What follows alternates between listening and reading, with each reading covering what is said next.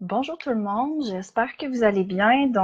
Aujourd'hui, on va parler d'un sujet que je vois comme énormément passer sur à peu près tous les groupes de mamans sur lesquels je suis en ce moment. Puis pas seulement ceux qui sont comme attitrés aux intolérances puis aux allergies, c'est comme vraiment fréquent. Je vois vraiment beaucoup de monde parler d'enfants qui souffrent de reflux ces temps-ci.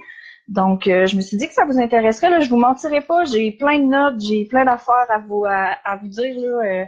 Fait que je vais vraiment y aller là, selon les points qu'on a dans la description du live. Comme ça va être plus facile de suivre pour tout le monde. Donc, on va commencer avec les reflux puis les raisons qui causent le reflux. Dans le fond, le reflux chez les nourrissons, c'est normal. Tous les bébés ont des reflux et ça jusqu'à environ 4 mois. C'est normal. Pourquoi? Parce que dans le fond, c'est le clapet qui n'a pas terminé sa maturation.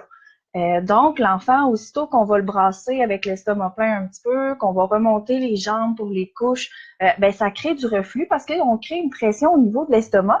Et comme le clapet est pas mature encore, ben, c'est là on note des reflux gastriques. À la base, tous les bébés font du reflux. C'est pas supposé faire mal, les reflux gastriques, parce que le niveau d'acidité de l'estomac chez les bébés est quand même assez faible. Et le lait maternel, dans le fond, vient encore baisser cette acidité-là. Donc, c'est normal qu'il y ait des reflux au niveau de l'œsophage, mais c'est pas supposé faire mal chez les nourrissons. Donc, quand on va voir qu'on a un reflux, un RGO, dans le fond, un reflux gastro-œsophagien, qui cause des douleurs, c'est là qu'on va commencer à vouloir chercher un peu le problème. Les principaux symptômes, pour ce qui est des reflux, il y en a énormément, en fait. Donc, c'est sûr que il y a beaucoup de choses qui peuvent nous indiquer qu'il y a un reflux. Mais après ça, c'est de se retrouver aussi dans tout ça. On note la voix enrouée le matin. Ça arrive très, très souvent chez les jeunes enfants. L'enfant va vouloir crier, parler ou émettre des sons. Puis on va entendre que la voix est pas comme d'habitude, ça sonne enroué. Donc ça, c'est typique de reflux.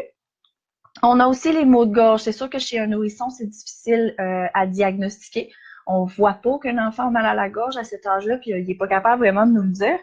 Mais on a aussi l'asthme nocturne, donc un bébé qui va faire des crises d'asthme durant la nuit. Ça peut être un signe de RGO parce que le reflux va monter dans l'œsophage et va venir bloquer l'entrée des poumons.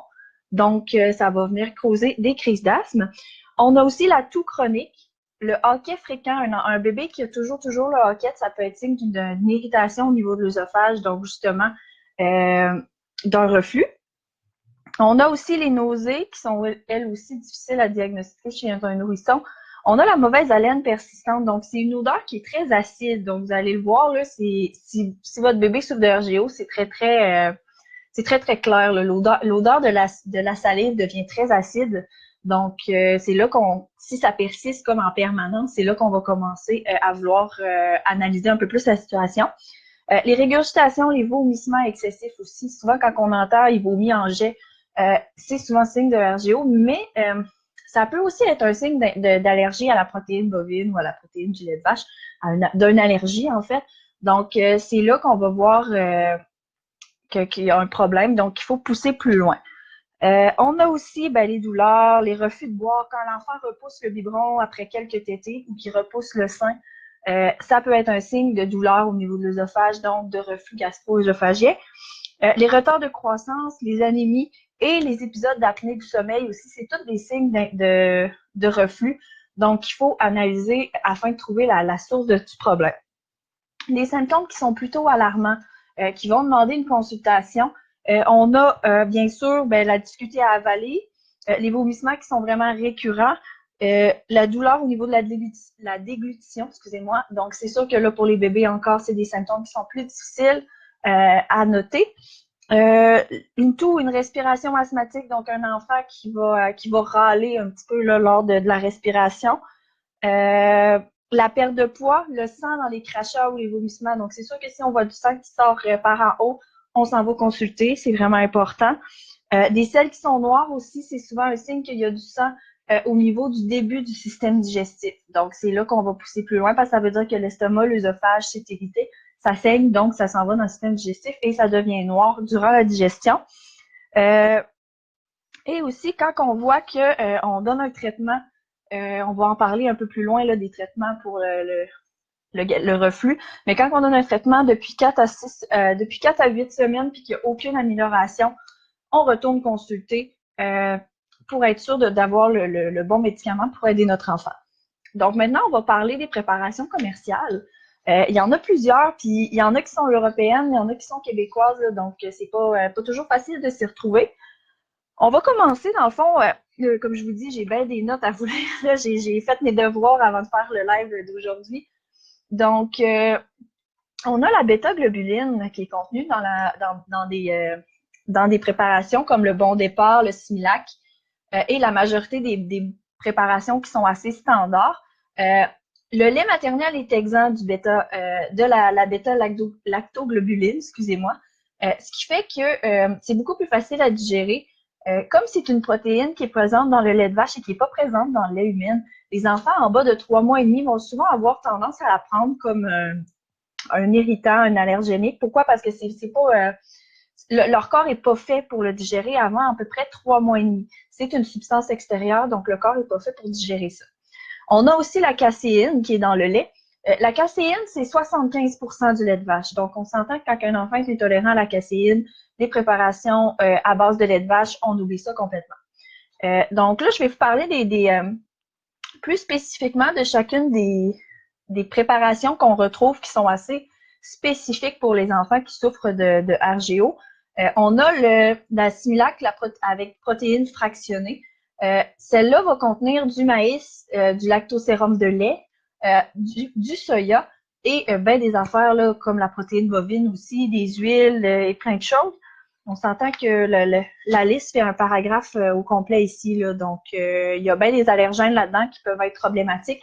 Mais en fait, le Similac protéines fractionnées contient quand même du lait, du maïs et du soya, donc pas nécessairement toujours l'idéal en cas d'intolérance à la protéine bovine.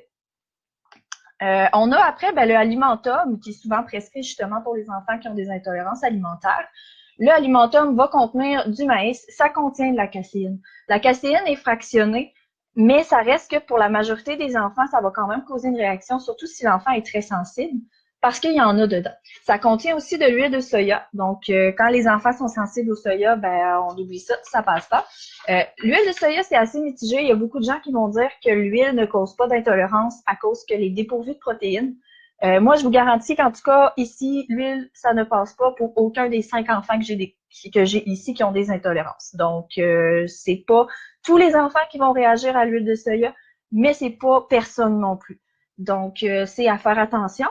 On a aussi le Nutramigène A+, qui est un peu sur la même ligne que le Alimentum. C'est la même gamme. Donc, lui aussi contient du maïs, de la caséine hydrolysée, elle aussi provenant du lait. On a aussi de la noix de coco et de l'huile de tournesol qui sont pas contenues dans le Alimentum. Donc, parfois, un enfant peut réagir au Nutramigène et pas réagir au Alimentum ou vice-versa.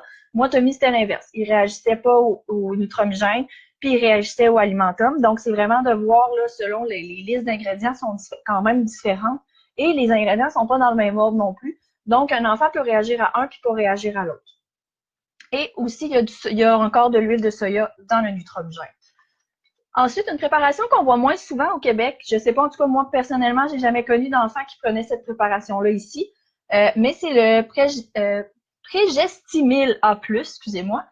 Donc, cette préparation-là aussi contient du maïs, de la caséine hydrolysée, de l'huile de coco, de soya et de l'huile de tournesol. Donc, elle ressemble vraiment beaucoup au Nutramigène. C'est exactement la même compagnie, dans le fond.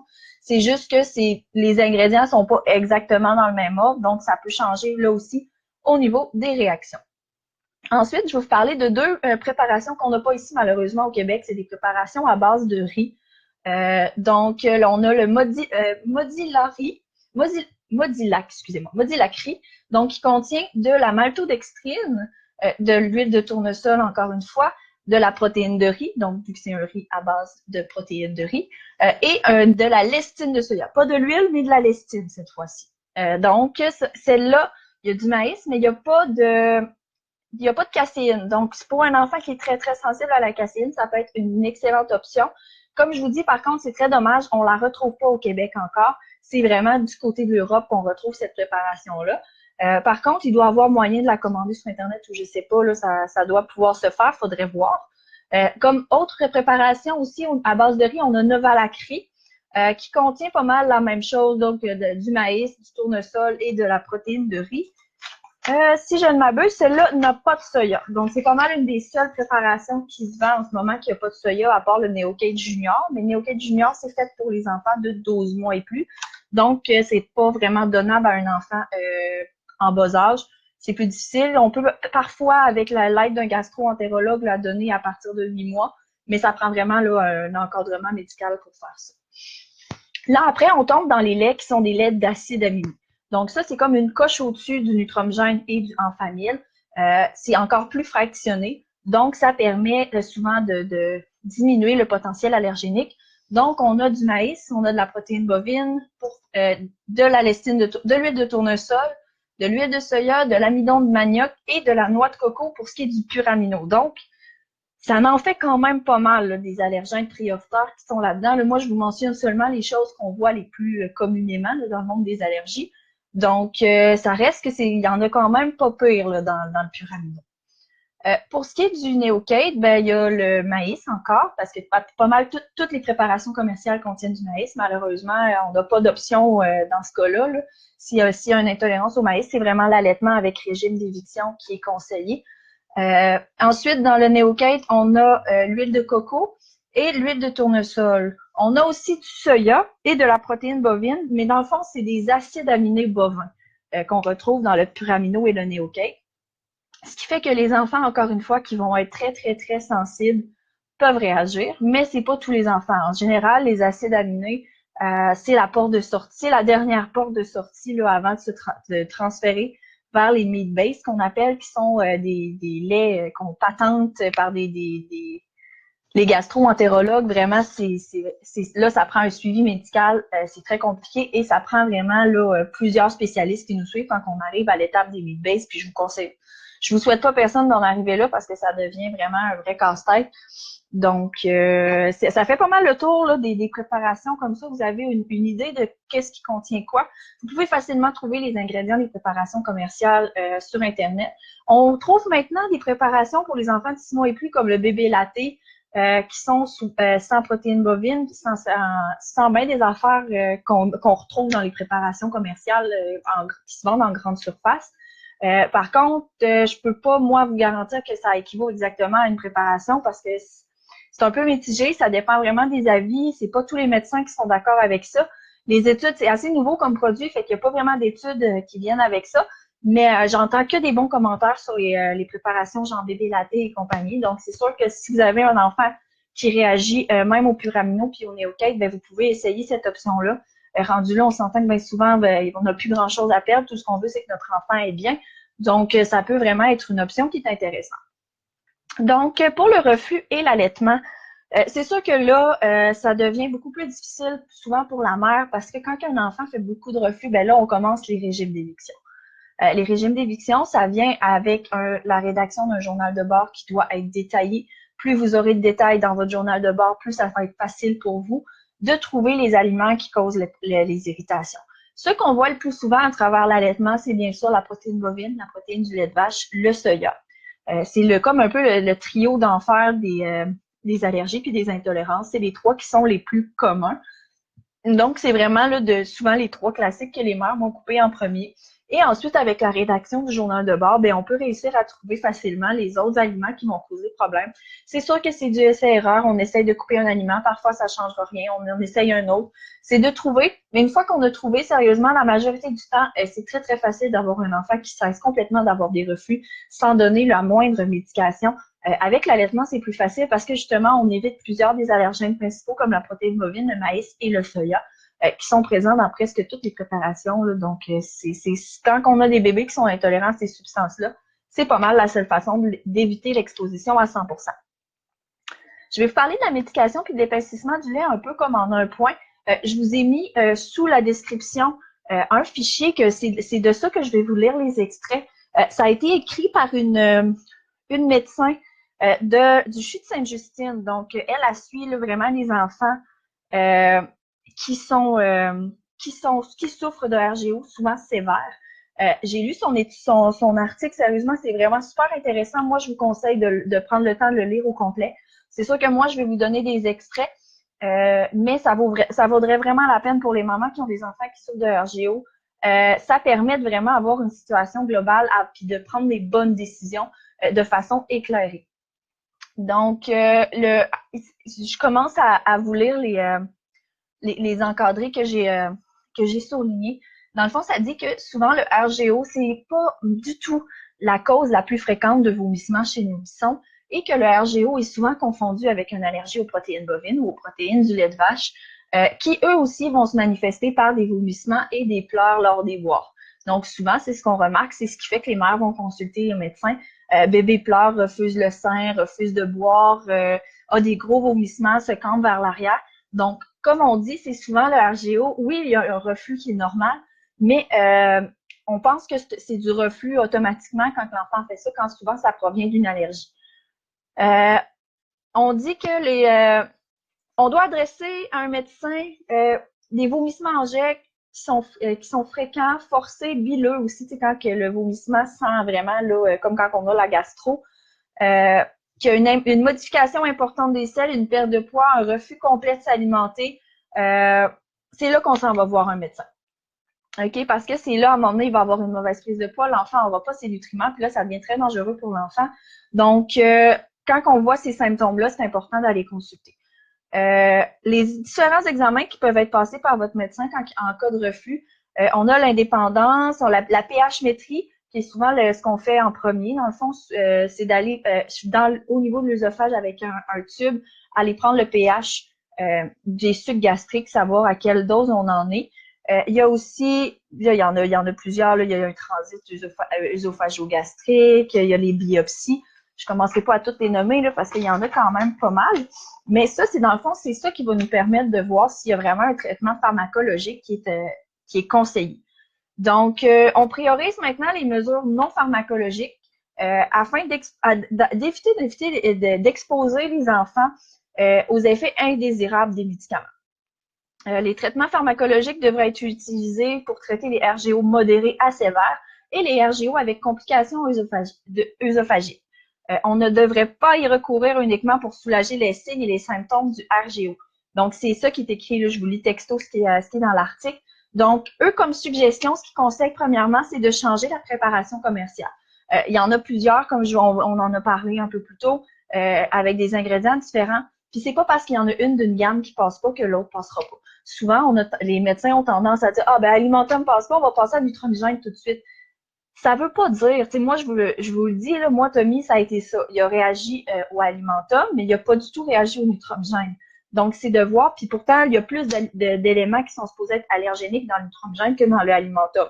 Mais l'ordre des ingrédients fait que dans un lait, il peut y avoir plus de protéines bovines, dans l'autre, il y en a moins. Dans l'autre, il y a plus de soya, il y a moins de maïs. Tu sais, c'est vraiment de voir à votre enfant, il est sensible à quoi, et d'essayer différentes préparations. Ensuite, on va regarder aussi la quantité qui est donnée. Souvent, quand on est à notre premier enfant, on a tendance à faire des gros biberons, puis on donne, puis l'enfant va le boire au complet sans nécessairement calculer, lui, son signe de satiété. C'est des bébés, et souvent, c'est plus long avant qu'ils comprennent qu'il faut qu'ils arrêtent à partir de telle quantité. Donc, c'est de regarder la quantité qu'on donne, de regarder les signes de faim aussi chez l'enfant pour éviter de surnourrir, de surdonner du lait, ce qui est sûr va causer des vomissements. Un enfant qui a trop de lait dans l'estomac, ben, il l'a trop plein, ben, il va sortir. Ensuite, il parle dans le document d'épaississement du lait et ça dit clairement qu'il a été démontré que les préparations épaissis diminuent les régurgitations, mais ne diminuent pas les périodes de reflux. Ça vient camoufler le bobo, ça le règle pas.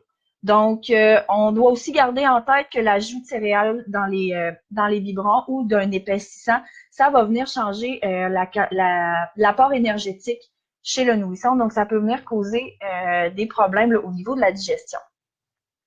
Il vous conseille aussi, en cas de RGO, de regarder le positionnement. Donc, on suggère souvent de maintenir le bébé debout après les boires pendant un 20 à 60 minutes, tout dépendant de la sensibilité de l'enfant. Ça dit aussi que la position semi-couchée, comme dans les bancs d'auto, les poussettes et des choses comme ça augmente les RGO.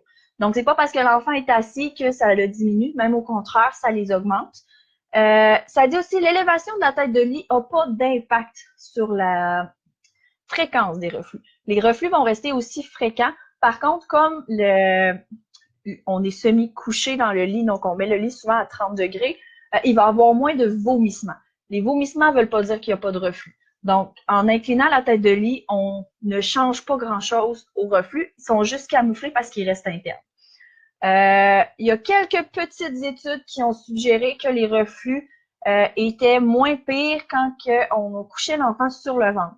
Là, par contre, comme on sait, il y a beaucoup de recommandations qui sont faites pour les morts subites du nourrisson qui déconseillent le dormir sur le ventre pour un bébé.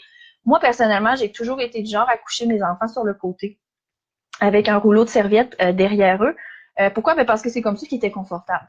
Donc, je pense que c'est d'y aller, d'écouter votre feeling. Si vous voyez que votre bébé est bien sur le ventre, essayez-le. C'est peut-être comme ça que ça va l'aider à avoir moins de reflux puis qu'il soit plus confortable. Ma page. Donc, pour la réduction de l'acidité, on voit souvent les traitements IPP comme le Prévacid, qui sont pas très efficaces pour soulager les symptômes de RGO sur les bébés. Ils n'ont notamment fait l'objet d'aucun test clinique important chez les nourrissons. Donc, même la compagnie Prévacid le dit sur son site Internet, vous pouvez même vous-même aller vérifier, ils ont testé leurs produits sur les 1 à 17 ans pour ce qui est des enfants, mais ils n'ont pas testé le 0 à 1 an. Maintenant, c'est rendu presque la norme de commencer un traitement préventif pour le reflux chez les nourrissons. Les médecins ont eu comme logique, comme on va traiter avant que ça devienne une œsophagite. Par exemple, il y a plusieurs études qui ont démontré que l'utilisation du lansoprazole, c'est une sorte de traitement contre le reflux, diminuait les symptômes chez les enfants de 12 ans et moins, sauf que dans le même groupe avec les placebos, les symptômes baissaient aussi. Donc, c'est là qu'ils se sont rendus compte que il y avait beaucoup plus d'effets indésirables chez les enfants qui prenaient le médicament, mais que le reflux baissait souvent quand l'enfant vieillissait, puis qu'il n'y avait pas d'effets indésirables chez ceux qui prenaient le placebo, mais que l'effet des reflux finissait quand même par diminuer. Donc, les nouvelles recommandations là, pour ce qui est des médecins, ça a été d'arrêter de prescrire des IPP de manière préventive. Malheureusement, on remarque encore grandement que les médecins continuent de prescrire de façon préventive des traitements anti-reflux. Pour la réduction des symptômes, 4 études n'ont pas permis de conclure que la médication était efficace ou supérieure à un placebo. La 5e a démontré que l'IPP était supérieur à une formule hydrolysée, donc les formules comme Neutrogena ou Alimentum. Et sans surprise, ont révélé que l'IPP était supérieur.